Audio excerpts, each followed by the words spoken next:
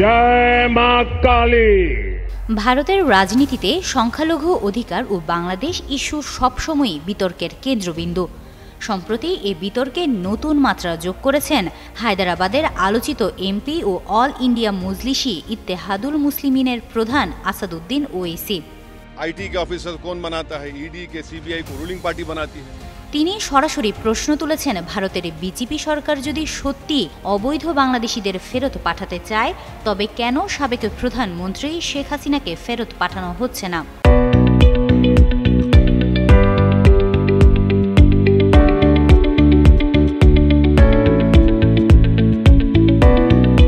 গত আগস্টে ক্ষমতাচ্যুত হয়ে তিনি ভারতে অবস্থান করছেন।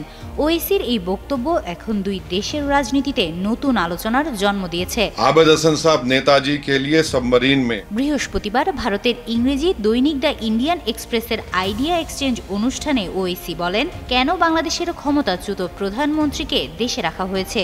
তাকেও তো ফেরত পাঠানো উচিত, তিনিও তো বাংলাদেশি।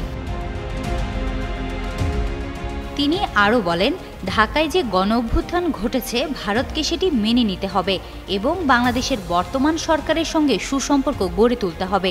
অথচ বাস্তবে দেখা যাচ্ছে ভারতে একজন বাংলাদেশিকে রাখা হয়েছে, যিনি বিবৃতি দিয়ে পরিস্থিতি জটিল করছেন। অন্যদিকে মালদা ও মুর্শিদাবাদের দরিদ্র বাংলা ভাষাভাষী ভারতীয়দের সীমান্তে ফেলে আসা হচ্ছে। ওয়েসি অভিযোগ করেন, ভারতে এখন বিদেশাতঙ্ক এমন পর্যায়ে পৌঁছেছে যে কেউ বাংলা ভাষায় কথা বললেই তাকে বাংলাদেশি বলা হচ্ছে। তিনি প্রশ্ন রাখেন, পুলিশ কিভাবে এসব মানুষকে জেলে রাখছে?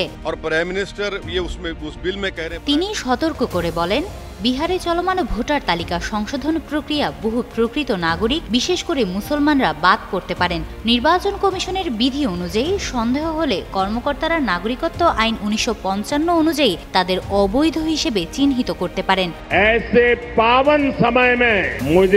সংখ্যালঘুদের নিয়ে সরকার ও বিরোধী দলের নীরবতার সমালোচনা করে তিনি বলেন, 2014 সালের পর থেকে এই প্রবণতা ভয়াবহ রূপ নিয়েছে। অনেক তথাকথিত ধর্মনিরপেক্ষ দল সংখ্যালঘু অধিকার নিয়েও কথা বলতে ভয় পাচ্ছে।